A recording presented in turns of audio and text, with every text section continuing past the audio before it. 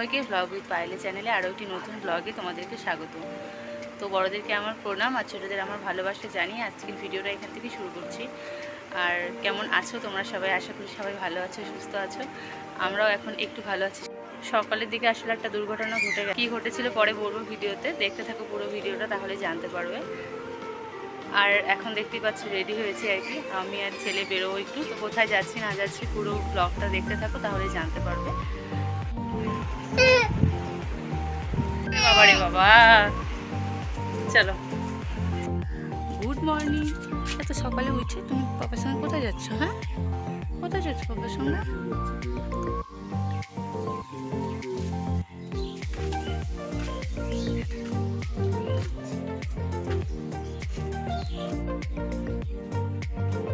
আজকের দিনটা ছিল সোমবার আর ঘুম থেকে উঠেছি কটা, ওই ঘড়ি কাটা 5টা মতন হবে, তখন ঘুম থেকে উঠে গেছি। আসলে আমার তো কোনো অ্যালার্মেরও প্রয়োজন হয় না, কোনো কিছুরই প্রয়োজন হয় না। আমার ছোট্ট পাখিটা যখনই ঘুম থেকে ওঠে তারপরেই আমাকে ঘুম থেকে উঠতে হয়। আর ও ঘুম থেকে উঠে আমাকে তো একদমই ঘুমাতে দেবে না। ও হয়তো আমার চোখে ধরে টিপে দেবে বা বিরক্ত করতেই থাকে। তো ও যখনই ঘুম থেকে উঠে যায় তারপরেই আমাকে উঠতে হয়। তারপরে দেখো, সকালে ঘুম থেকে উঠে চলে গেছিলাম বাইরে ঝাড়ু দিতে। টুকাইয়ের পাপা তো দেখলেই টুকাইকে নিয়ে বাইরে বেরিয়ে গেল। আমি বলেছিলাম আসলে একটু নিয়ে বেরোতে রাস্তায়। আজকে যেহেতু টুকাইয়ের পাপাও সকাল সকাল উঠে গেছিলো, তাই ওকেই দিয়ে দিলাম বাইরে নিয়ে যাওয়ার জন্য। ওরা দুজনে রাস্তা হাঁটছিল আর আমি এদিকটাতে বাইরের উঠোনটা ভেতরের উঠোনটাকে ঝাড়ু দিয়ে নিচ্ছিলাম। আসলে ওই তোমরা তো জানি, সকাল সকাল উঠে আগে বাসি উঠোনটা ঝাড়ু দিই, তারপরেই সব কাজকর্ম শুরু করি। তো সেটাই করছিলাম আর কি। প্রথমে বাইরেরটা ঝাড়ু দিয়ে নিয়েছি, তারপরে চলে এসেছিলাম ভেতরের উঠোনটা ঝাড়ু দিতে।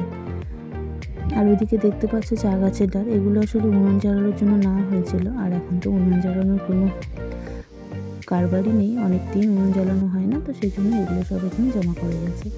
তো ঝাড়ু টাড়ু দিয়ে চলে এলাম ব্রাশ করতে, তারপরেই যাবো চা বানাতে। তো ব্রাশ করতে করতে চলে গেলাম বাইরে। দেখো ওখানে বাবা আর ছেলেতে মিলে রাস্তা হাঁটছিল, আর এদিকে দেখো মাঠে গরু ঘাস খাচ্ছিল।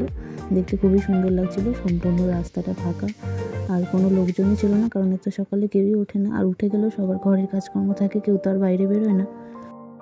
পুরোটা রাস্তা জুড়েই কিন্তু আমরা তিনজনই ছিলাম, আর কেউ ছিল না। আর দেখো আমি ব্রাশ করছি, ছেলে তো ব্রাশ ধরে টানাটানি করছে আসলে ব্রাশটা নেওয়ার জন্য। আমি ওকে কোলে নিয়ে ব্রাশ করতে গেলে ওরকম করতে থাকে আর কি। তারপরে আর কি রোজকার মতো ওর হাতটা দিয়েই ব্রাশ করছিলাম। আর ও দেখতে পাচ্ছ কত খুশি হয়ে গেছে, খুশিতে পুরো মুখ ভর্তি হাসিয়ে।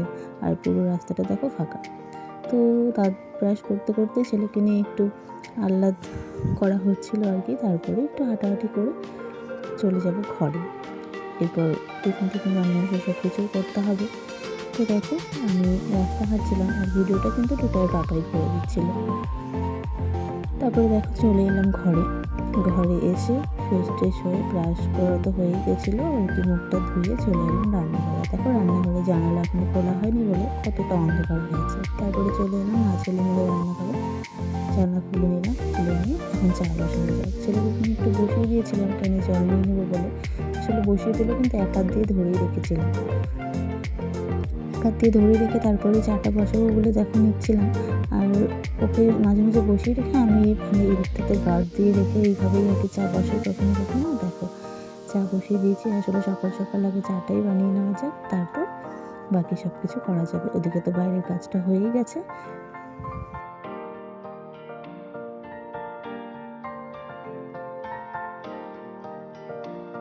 আর আজকে জানো তো সকাল থেকেই তো আকাশটা মেঘলা মেঘলা, দেখতেই পাচ্ছ অন্ধকার হয়েছিল। তো চাটা করে নিয়ে আমি রুটি বেলে নিয়ে সবেমাত্র রুটিটা ভাজতে বসেছি, তখনই বৃষ্টি শুরু হয়ে গেল। ওদিকে দেখো ঝমঝম করে বৃষ্টি, পাশের বাড়ি কাকির রান্নাঘরের চালে ঝমঝম করে বৃষ্টি পড়ছিল, সেই বৃষ্টির আওয়াজ পুরো কানে এসেছিলো। তারপরে আমি রুটি ভেজে রেখে পাস্তা বসিয়ে দিলাম। আসলে টুকাই পাপা পাস্তা খেতে খুবই ভালোবাসে, আর ও যেটা ভালোবাসে সেটা বানাতেও আমার খুবই ভালো লাগে। আসলে বাড়িতে খুব একটা বেশি পাস্তা রান্না হয় না, ওই টুকাইয়ের বাবা যখন খেতে চায় তখনই রান্না করা হয়। ও আসলে একবারে অনেকগুলো পাস্তা বা ম্যাগি এনে রেখে দেয়। মাঝে মাঝে যখন ও খেতে ইচ্ছে করে ও নিজেও বানিয়ে নেয়, আবার কখনো কখনো আমাকেও বলে বানিয়ে দিতে। তো বেশিরভাগ সময়টাতেও নিজে বানানোর চেষ্টা করে, কিন্তু ওই বানাতে গেলে গ্যাস ট্যাস নোংরা হয়ে যাবে, আরও বেশি বাসনপত্র নোংরা হয়ে যাবে বলে আমি বানিয়ে দিই। আবার ও কোনো সময় বানিয়ে নেয় আর কি। তো তারপরে দেখো সকালে টিফিন বানিয়ে নিয়ে চলে এলাম বিছানাপত্র গোছাতে। আর রোজ এই ছেলে শিখেছে কি এই জানালার যে নেটটা আছে এটা ধরেই দাঁড়িয়ে থাকে। আর আজকে তো হয়েছে কি, ওকে বিছানায় ঘুম পাড়িয়ে রেখে গেছি, ও ওইদিকে পড়ে গেছে। কী যে একটা বিপদের হাত থেকে বেঁচে গেলাম, এতটাই ভয় পেয়ে গেছিলাম, মানে কিছু আর বলার নেই।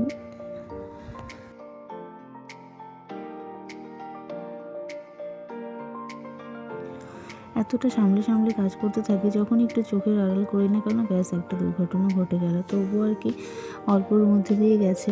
তারপর নিয়ে গেছিলাম ডাক্তারের কাছে, তো সেরকম কিছু হয়নি, হালকা একটু ব্যথা পেয়েছিল। তো ওটা নিয়ে অনেকটা ভয়ে ছিলাম আর কি। সারাদিন খুবই খারাপ লাগছিল, এভাবে মানে শুধু বারবার নিজেকেই দোষী মনে হচ্ছিল এরকম। তো আর দেখো, সন্তান সামলানোর সঙ্গে সঙ্গে তো ঘরে কাজকর্মগুলো করতে হবে, তাই না? আমি করেছিলাম কি, ও ঘুমাচ্ছিল বলে ভাবলাম যে ওর খাবারটা বসিয়ে দিই, তাই আমি চলে গেছিলাম ভাত বসাতে গেছি। এদিকে উঠে হয়তো আওয়াজ করছিল, টিভির আওয়াজের জন্য কিছু শুনতেও পাইনি, আর এদিকে ও পড়ে গেছে। এতটা খারাপ লাগছিল, পরে ও কাঁদছিল আর ওর সাথে আমারও এত কান্না পাচ্ছিল। কি আর বলবো, আসলে বাচ্চা কাচ্চার যদি কিছু হয় না, মায়েদের মন একদমই ঠিক থাকে না। আর আজকে আসলে বিনিতার স্বাধীর অনুষ্ঠান ছিল, তো সেখানেও যাব বলে আমি সকাল সকালে উঠে গেছিলাম, সব কাজকর্মগুলো করে নিচ্ছিলাম। তোমরা তো সবাই জানোই বিনিতাকে চেনোই, তো ওদের বাড়িতে যাব বলে সকাল সকালে কাজকর্মগুলো করে নিচ্ছিলাম। ও বলেছিল একটু সকাল সকাল যেতে, ওকে একটু সাজিয়ে দিতে। তো তাই আর কি কাজকর্মগুলো করছিলাম। এদিকে যাবো এদিকে তো কাজকর্ম হয়েই গেছে, কিন্তু হঠাৎ করে বাবু আবার পড়ে গেল, তারপর আর যাওয়াই হয়নি। আর মানে যতই ব্যথা পাক বা না পাক, পড়ে তো গেছিলো, তাই না? আর তোমরা তো জানোই, একটা বাচ্চা যদি পড়ে যায় তাহলে মায়ের মনের অবস্থাটা কী হয় বলো। তারপর আর কি অনেকক্ষণ বসে ঠাকানোর পরে তারপর স্নান টান করিয়ে নিয়ে ভাবলাম যে একটু ঘুরিয়ে নিয়ে আসা যাক, তাহলে ওরও ভালো লাগবে। আর সারাক্ষণ ঘরে একা একা সবসময় আমার সঙ্গে থাকে, তাই না? একটু ঘুরলে ফিরলে তো ওরও ভালো লাগে। আর ওর একা একা থাকতে থাকতে এমন অভ্যাস হয়ে গেছে, এখন কারোরই কাছে থাকতে চায় না, শুধু মা আর মা।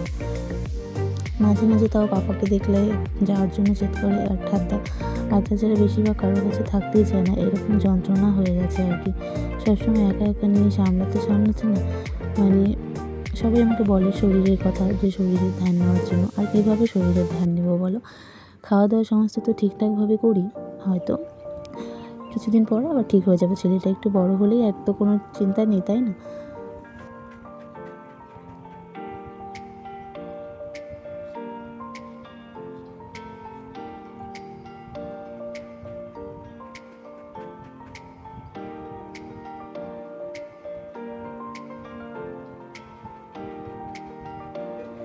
ঘড়ির কাঁটা 9:30 মতন হবে, তখন আমার ছেলের জামা কাপড় ধোয়া হয়ে গেছিলো আর কি।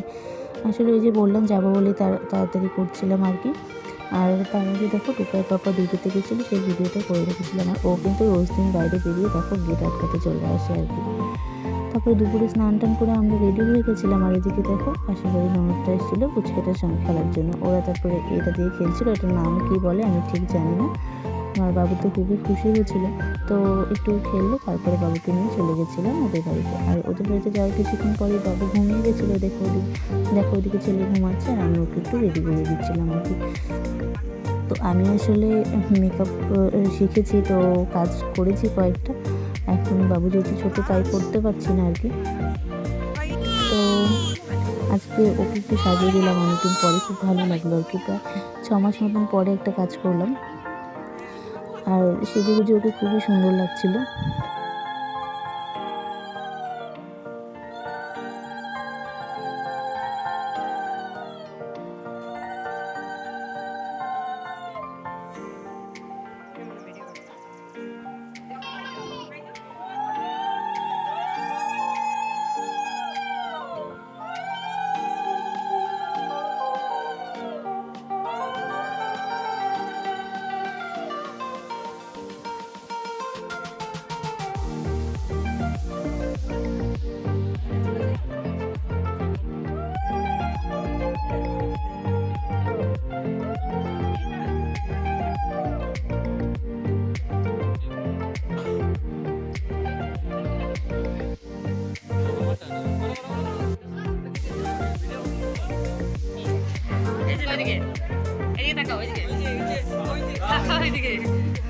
আর দেখো, তোমাদের সামনে তুলে ধরলাম একটা খুব ভালো মুহূর্ত। দেখো, বিছানার উপরে বসে বসে বড় ছবি তুলছিল।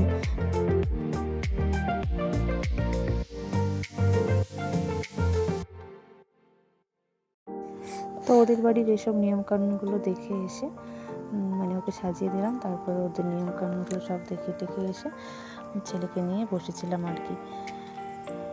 আর ছেলে তো জানোই কত দুষ্টু, এদিকে বলটা নিয়ে খেলছিল। তো এই ছিল আজকের ব্লগটা, কেমন লাগলো অবশ্যই জানিও, ভালো লাগলে লাইক কমেন্ট শেয়ার করে দিও, আর তোমাদের আমার ব্লগগুলো কেমন লাগছে সেটা কিন্তু অবশ্যই কমেন্টে জানিও।